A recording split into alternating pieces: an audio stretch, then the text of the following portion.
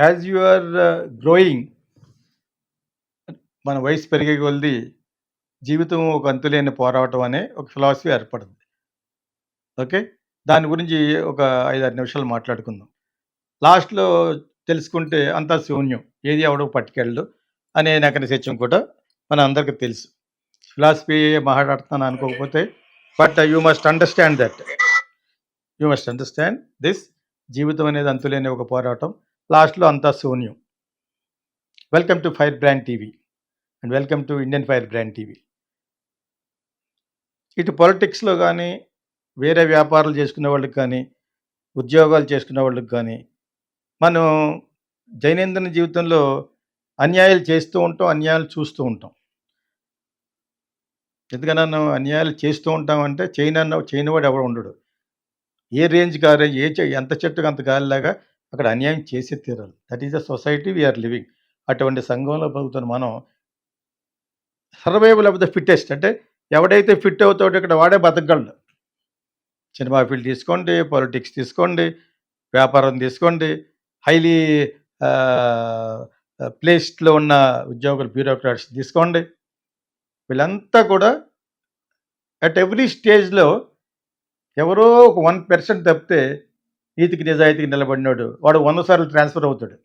ఎక్కడ నిలకడ ఉండడు. అంచేత వాళ్ళు ఏదో విధంగా ఎక్కడో పిల్లల్ని ఎక్కడో చదివించడానికి హాస్టల్‌లో పెట్టేస్తే బెటర్. నిన్న మొన్న ఒక ఐఏఎస్ ఆఫీసర్ అంటున్నాడు, ఒక ఐపీఎస్ ఆఫీసర్, ఇప్పుడు నేను 28 సార్లు ట్రాన్స్ఫర్ అయ్యానని. మళ్ళీ ఇంకో చోటుకెళ్ళి ఇది కూడా పర్మనెంట్‌గా ఉంటుందో తెలీదు. అంటే వాళ్ళకి వీలు కాకుండా వాళ్ళు చేసే అన్యాయాల్ని ఇతను గాని బయట పెట్టే టైప్ అయితే ఉన్నాడు అతను. మ్యాక్సిమం 4 నెలలు, 5 నెలలు, 6 నెలలు తర్వాత మనం వేరే మాకొద్దు బాబు, మాకొద్దు బాబు, మాకొద్దు బాబు అంటాడు. అంటే వచ్చేవాడు వీళ్ళ యొక్క ట్యూన్‌కి సరిపడేవాడు ఉండాలి. అది బ్యూరోక్రాట్స్ యొక్క గతి. పొలిటీషియన్స్, నేను అతనికి ఒక 50 కోట్లు ఇచ్చి ఎంపీ సీట్ కొనుక్కున్నాను, వీటికి ఒక 100 కోట్లు ఇచ్చి సంబంధం లేని స్టేట్‌లోకి వెళ్ళి రాజ్యసభ సీట్ కొనుక్కున్నాను అనే వాళ్ళు అందరూను అక్కడికి వెళ్ళిన వెంటనే దుకాణం పెడతారు. వాళ్ళ పనిలో నేషనల్ హైవేస్ వేయించుకోవడం, వేయించి పెట్టడం, ఆ విధంగా అన్ని విధాలు నేను టూకీగా చెప్తాననమాట. ఎంత చెట్టుకి అంత గాలంత. ఇలాగ అన్యాయాలు చేస్తూనే ఉంటారు. 90% of the people, especially in India, countries like India, Malaysia, వీటి కొన్ని కొన్ని కంట్రీస్‌లో ఇవే జరుగుతూ ఉంటుంది. ఏదో సుభిక్షంగా ఉండే స్విట్జర్లాండ్‌లోనో అక్కడ ఇక్కడ అప్పుడప్పుడు వస్తూ ఉంటాయి. 5 most fraudulent countries, 5 most literate countries, 5 most unemployment లేని కంట్రీస్. చాలా చక్కగా ఉంటుంది. ఎందుకంటే వాళ్ళు చాలా చాలా ఎలూఫ్‌గా ఉండి వాళ్ళ జనాభా అంతా కలిసి ఒక 30 లక్షలు ఉండదు ఆ దేశం. ఒక్కొక్క దేశంలో ఇప్పుడు మన బంగ్లాదేశ్ లాగా అనమాట. వాళ్ళ దేశం కింద ఎడిపోయినా కూడా అంతా కలిసి 10, 15 కోట్లు, 12 కోట్లు ఉంటుంది. ఇందులోంచి విడిపోయిందే కాబట్టి. ఓకేనా? సో, ఆ విధంగాను ఎక్కడా కూడా క్రౌడెడ్‌గా ఉండదు ఇండియాలో ఉన్నంత. ఇండియాలోనే full of life, full of life, full of fraud, full of ఆధ్యాత్మిక చింతన, ఫుల్ ఆఫ్ సనాతన ధర్మ క్యాంపెయిన్, ఫుల్ ఆఫ్ మత డిఫరెన్సెస్, ఫుల్ ఆఫ్ ఫెనటిజం. ఇవన్నీ కలిసి వెరసి ఒక విచిత్రమైన సందడిగా ఉండే కంట్రీ భారతదేశం. స్టిల్ భారతదేశంలో పుట్టినందుకు, ఒక హిందువుగా పుట్టినందుకు మిగతా వాళ్ళు కూడా వాళ్ళ కష్టంలో వాళ్ళ రిలీజియన్ పుట్టే వాళ్ళందరూ కూడా గర్వపడాలి. పొద్దున్న లేచిన కాడి నుంచి బోర్ అనేది ఉండదు. సిటీ కానీ, టౌన్ కానీ, సెకండ్ గ్రేడ్ సిటీ టౌన్ కానీ, పల్లెటూర్లు కానీ ఎప్పుడు కూడా సందడిగా ఉండే కంట్రీ ఇది. అదే అమెరికాలో ఉన్న 54, 53 స్టేట్స్‌లో కొన్ని స్టేట్స్‌లో జనాలు ఉండరు. కెనడా కూడా అంతే. కెనడాలో మూడొంతులు భాగంలో చాలా బ్యూటిఫుల్‌గా ఉంటది. అంత బ్యూటిఫుల్ సముద్రంలో దూకితే ఎలా పోతామో అటువంటి బ్యూటిఫుల్ ప్లేస్‌లో ఏమి ఉండవు అక్కడ. ఏదో బస్సు, ఒక ట్రైన్ బ్యూటిఫుల్‌గా ఎళ్తా ఉంటది. అది అంత ఎంజాయ్ చేసేవాళ్ళు ఎవరు? మనం అప్పుడప్పుడు వెళ్ళినోళ్ళు మనం ఎంజాయ్ చేస్తాం. ప్రపంచంలో అందరూ కూడా సర్వైవల్ ఆఫ్ ద ఫిట్టెస్టే. బోర్ కొట్టేసి కొన్ని కొన్ని కంట్రీల్లో వర్షం పడడం మొదలుపెట్టినా, మంచు కురవడం మొదలుపెట్టినా, నెలల తరబడి అది చూసి ఆ వార్మ్ క్లోత్ చూసి ఏసుకుని డిప్రెషన్‌లో కూడా చచ్చిపోయినోళ్ళు చాలామంది ఉంటారు. సో, నేను ఇదంతా ఎందుకు చెప్తున్నానంటే, లివ్ లైఫ్ హ్యాపీలీ. ఎస్పెషల్లీ ఇండియాలో ఫుల్ ఆఫ్ లైఫ్ ఇది. అంటే అందరిని అన్యాయం చేసుకునే బతకమని కాదు. మనంతా అది అవన్నీ లేకుండా కూడా బతకొచ్చు. ఇప్పుడు ఫిల్మ్ యాక్టర్స్ అంత కట్టాను కదా! 100 కోట్లు పెట్టి ఇది కట్టాను కదా! ఆ! ఎంతమందిని ఎంజాయ్ చేశాను కదా! ఆ డబ్బులు ఇవ్వకుండాను. ఇవన్నీ కూడా పైనుంచి ఒక కర్ర అనేది చూస్తూ ఉంటది. అది మనసులో పెట్టుకుని మనం వెళ్ళేటప్పుడు ఎవరో ఏం పట్టుకెళ్ళం అనే మనసులో పెట్టుకుని తోటివాడికి నువ్వు సహాయం చేయకపోయినా పర్లేదు గానీ, తోటివాడికి అన్యాయం చేయకుండా ఉంటే మట్టుకు you will have a good life. రకరకాల నీ ఆత్మ ఎవరో ఒక సైన్స్‌లో చెప్తున్నారు. ఒక సనాతన ధర్మం గురించి చెప్పిన వాళ్ళు ఏమో చెప్తారంటే, ఈ ఆత్మ అనేది బట్టలు మార్చుకోవడం తప్పితే నీ దేహం పోతది. కర్మ సిద్ధాంతం ప్రకారం నీకు చచ్చిపోతావు. బట్ దట్ ఆత్మ will go into something else depending on the కర్మ. ఆ కర్మ చేసిన ఫలితం ప్రకారంగా నీది మళ్ళీ ఇంకో బాడీలో ఉంటది. అదొక సైన్స్. అదొక ఫిలాసఫీ. అదొక నమ్మకం. సో, ఇది ఎందుకు చెప్తానంటే జస్ట్ ఒక 4, 5 మినిట్స్ చెప్పాలనిపించి ఏం చెప్తానంటే live happily. Live happily, live happily. ఇంకొకడికి అన్యాయం చేయకండి. ఇప్పుడు కనపడదు. స్టీవ్ జాబ్స్ లాగా బెడ్ ఎక్కేసేది కనపడద్ది. ఎంతటి గర్విష్టు చాలా సార్లు చెప్పానది.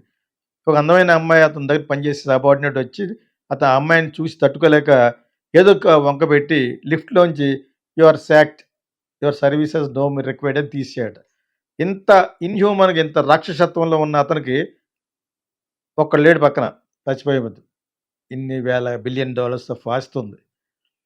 ఇండియాలో బతికాడు. అయి చేసాడు. ఫైనల్‌గా అతనికి పాపాలకి నివృత్తి కోసం, అతని ఆత్మ శాంతించడం కోసం తన లివింగ్ వైఫ్‌ని మన కుంభమేళాకి ఎళ్ళమంటే పాపం వచ్చి కుంభమేళాలో చేసుకుందనమాట. స్నానం చేసి ఇంటికెళ్ళింది. అట్‌లీస్ట్ తన ఆత్మ ఇప్పటికైనా శాంతిస్తుంది. శాంతించదు. డబ్బే పరమావధి, అహంభావం ఎన్నుండాలో అన్నీ ఉన్నాయి స్టీవ్ జాబ్స్‌కి. ఇప్పుడు అతను లాస్ట్‌లో మాట్లాడిన మాటలు మనం యూట్యూబ్‌లో చాలా గొప్పగా చేసుకుంటూ ఉంటాం. చాలా గొప్పగా చూస్తూ ఉంటాం. నేను I don't like that. Shower అయిన తర్వాత ఎవరో వచ్చినట్టుగా ఇప్పుడు మాట్లాడటం దానికి నువ్వు ఎవరికి సందేశిస్తున్నావు? టాటా వీళ్ళందరూ కూడా, రతన్ టాటా వీళ్ళందరూ కూడా ఎగ్జామ్సే మెయిన్ కాదు. చదువే మెయిన్ కాదు. హ్యాపీగా బతకండి ఎప్పుడు చెప్పారు? ఆళ్ళకి 75 సంవత్సరాలు దాటి ముట్టుడు అంది ఉడికిపోయి ఇంకేం పని చేయనప్పుడు అప్పుడు మొదలుపెట్టారు. అప్పుడు ఇటువంటి సందేశాలు ఇవ్వడం మొదలుపెట్టారు. Of course he has lived his life. అంటే బిజినెస్ లివ్డ్ హిస్ లైఫ్ అంటే ఏంటి? సంపాదించిన సంపాదన అంతా నా కార్పొరేట్ సోషల్ రెస్పాన్సిబిలిటీకి ఇచ్చేయలేదే. పెద్ద 10% ఇస్తారు అంతే. సీఎస్ఆర్ అంటారు దాన్ని. సో, వీళ్ళందరూ కూడా వాళ్ళ రూల్స్ ప్రకారంగానే పాటిస్తూ ఉంటారు. ఎక్కడైనా మావ అనగానే వంగ తోటకాడ మావ అనొద్దనే టైప్‌లో ఉంటారు.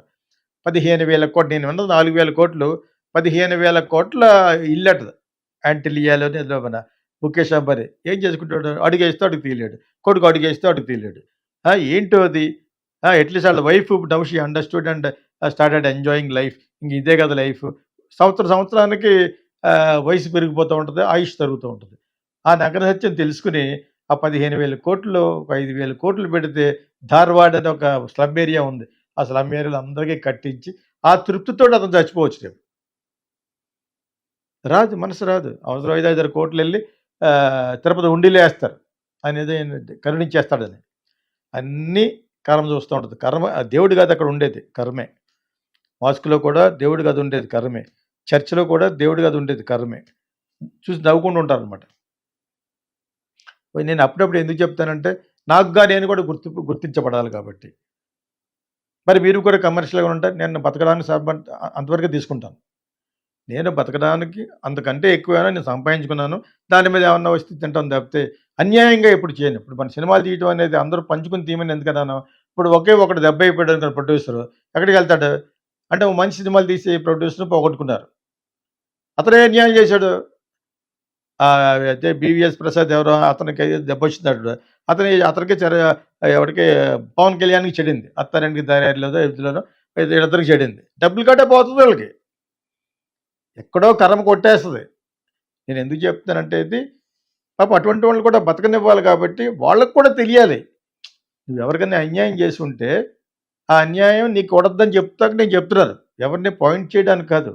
నేనెవరిని ఇంకోటి నా థంబ్‌లైన్స్ వేరే ఛానెల్‌లో పెట్టడానికి కారణం నేను కాదు. నేను మాట్లాడిన కంటెంట్ చూడండి లోపల. ఎవరెవరో ఈ మధ్యన ఫీల్ అయ్యారని ఎవరో చెప్పారు. నేనేం చేస్తా దానికి థంబ్‌లైన్ ప్రకారం తీసేయాలి. థంబ్‌లైన్ మీరు ఇష్టం వచ్చినట్టు పెడతారు. నేను అన్న మాటలు ఒకటి, మీరు పెట్టే తమ్లైన్ ఒకటిని ఇది నా ఛానల్‌గా తప్పక చెప్తున్నాను అనమాట. సో, అది పక్కన పెట్టండి. That is up to you. దానికి నాకు సంబంధం లేదు. నా డిస్క్లైమర్ ఏంటంటే నేను చెప్పే కంటెంట్ వరకు నేను విన్న నిజాల్ని 90% నిజాలను చెప్తాను. బయట జరుగుతున్న వ్యావహారిక విషయాల్లో, స్త్రీల విషయాల్లో గానీ, పురుషుల విషయాల్లో గానీ, యువకుల విషయాల్లో గానీ, ఈ అండర్ ఏజ్‌లో ఉన్న అమ్మాయిలని కూడా వీళ్ళు చేస్తున్న అన్యాయాలను నేను చూసింది, నేను విన్నది చెప్తాననమాట. అంతేగాని అది తమ్ములైన అది పెడతాడు. వాడికి అర్థమైంది అంతే. నేను చెప్పిన దాన్ని అర్థం అవ్వడం కాదు. అలా కొంటిగా పెడితే ఎక్కువ మంది చూస్తారు. 1,00,000, 3,00,000, 4,00,000 కూడా చూసిన వీడియోస్ ఉన్నాయి. ఈ వేల వీడియోస్‌లో. అందులో ఒక వీడియో గురించి ఒక దర్శకుడు ఫీల్ అయ్యాడు. ఒక సీనియర్ దర్శకుడు. నేను అన్న మాటలు లోపల 100% కరెక్ట్ ఉంటాయి. నువ్వు వెధవ పనులు చేసి నువ్వు ఎక్స్‌ప్లోయిట్ చేసుంటే ఉంటది అంతే. దానికి నువ్వు భుజాలు తట్టుకుంటే నేనేం చేయలేను. ఆ ఛానల్‌కెళ్ళి అడిగారట. కొంచెం తీసేయండి అని. ఎందుకు తీస్తాడాడు? అంత బాగా వెళ్తుంది డబ్బులు పోగొట్టుకుంటాడా? మాక్సిమం తమ్లైన్ మారుస్తాడు. అది కూడా ఏదో ఉంది. తమ్లైన్ మార్చడం కూడా ఆ వ్యూవర్‌షిప్ తగ్గుద్దనేదో ఉంది యూట్యూబ్‌లో. అంచేత ముందే వేలుకోవాలి. ఫస్ట్ మన్నాడే ఆ తమ్లైన్ తీసేయండి. ఒకసారి మోహన్ బాబు కొడుకు అలాగే నాకు ఒకసారి ఫోన్ చేసి అది కొంచెం తీయించండి. తీయించేయడని అనకండి. తీయించదు. మీకు అభ్యంతరకరమైన కంటెంట్‌ని కట్ చేస్తారు. అభ్యంతరకరమైన కంటెంట్ నా తమ్లైనే ఉందనుకో, తమ్లైన్ కూడా కట్ చేస్తారు. ఆళ్ళు కట్ చేస్తేనే ఒకళ్ళు కట్ చేయడు. Supreme court has given a clean ఇది కూడా ఫ్రీడమ్ ఆఫ్ స్పీచ్ అని అవన్నీ వచ్చిన తర్వాత ఇప్పుడు అసలు కట్ చేయరు. ఎందుకు చెప్తారంటే కంటెంట్‌లో బూతులు మాట్లాడినా, ఇంకేమైనా మాట్లాడినా అవి కట్ చేయమంటే కట్ చేస్తారు. అంతేగాని నేను అక్కడి వరకే బాధ్యుడిని. తమ్లైన్ వేరే ఛానల్‌కి. నా ఛానల్‌లో అంత అధిగమించి పెట్టనే. బోర్డర్ క్రాస్ చేసేసి అటువంటివి పెట్టను. చాలా న్యాయబద్ధంగానే పెడతాను. సో, ఇది ఒకసారి అవకాశం నా ఛానల్ కాబట్టి మీకు కూడా అర్థం అవ్వాలి కాబట్టి చెప్తాను. సో, ఇక్కడ జీవితం అనేది అంతులేని ఒక పోరాటంలో మనందరం పాత్రధారులం కాబట్టి, మనం సాధ్యమైనంత వరకు ఇంకొకటికి అన్యాయం చేయకుండా సహాయం చేయకపోయినా పర్లేదు. డు నాట్ హార్మ్ అదర్స్ అని నేను చాలా సార్లు చెప్పాను నా ఛానల్‌లో. మళ్ళీ ఎందుకు చెప్తానంటే, ఇది గాని మీరు చేస్తే ఎవరికి అన్యాయం చేయకుండా ఉండే concept you will have a happy life towards the end of the life. నేను వయసు అయిపోయేటట్టుగా ఎప్పుడూ ఉండను. I very happy person. I live నాకు ఎక్కడికి వెళ్ళాలని వెళ్తాను. దానికి సరిపడే ఫైనాన్స్ ఉంటుంది, అన్నీ ఉంటాయి నాకు. ఒక టెంపుల్‌కి వెళ్ళొస్తాను నేను మైసూరు. ఒక 50,000 అవుద్ది నాకు. హోటల్స్, ఫ్లైట్ రావడం 3 రోజుల్లో. I enjoy there. That's all. అంచేత యూ మస్ట్ లివ్ హ్యాపీలీ అని నన్ను కూడా కలుపుని చెప్తాను యాక్చువల్‌గాను. ఈ అంతులేని పోరాటంలో అంతులేని సంపద ఒకటే సంపాదించేసుకోవడం వలన there is no use. Live happily with what you have. మన దగ్గర ఏముందో దాంతోటి హ్యాపీగా బతకడానికి అలవాటు పడితే దాంట్లో ఉన్న ఆనందం ఎందులోనూ ఉండదు. సో, అర్థమైన వాళ్ళకి, ఇష్టమైన వాళ్ళకి రుచించండి ఇది. ఇష్టం లేని వాళ్ళు don't watch my videos. All film lovers, here comes Geeta Krishna International Film School. Ever seen Kokila, Sankirthana and Kijirallu? Meet Geeta Krishna, the genius behind these iconic films. At Geeta Krishna International Film School, we are passionate about nurturing aspiring filmmakers. Whether you're into acting, writing, directing, producing, ad filmmaking, anchoring, dubbing or voice over, Geeta Krishna is committed to helping you excel. Need guidance? Want to perfect your craft? He's here to support your creative growth. Join our institute and let's shape the future of cinema together.